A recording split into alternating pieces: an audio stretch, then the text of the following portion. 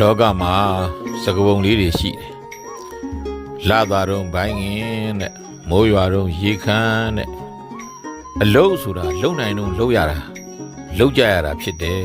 အလုတ်ပဲကွာဘယ်ချိန်လုံလို့ရပါတယ်လို့ပြောတတ်ကြတယ်တကယ်တော့အလုတ်ဆိုတာဘယ်ချိန်ဖြစ်လုံမရဘူးအလုတ်တွေလုံမရတဲ့အချိန်ခါအလုတ်တွေလုံလို့အဆင်မပြေနိုင်တဲ့အချိန်ခါတွေဆိုပြီးတော့စာပေမှာရှိတယ်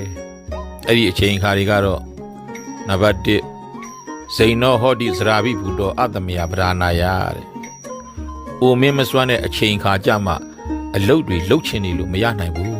။ကိုတောင်မသိနိုင်တော့တဲ့အချိန်ကြမှငါစွမ်းနိုင်တော့ကမလုတ်ခဲ့မိလေခြင်းလို့နောင်တတွေရနေတတ်တယ်။ဘယ်လိုပဲနောင်တတွေတန်ဝေကတွေရနေပါစေ။အိုမင်းမစွမ်းလို့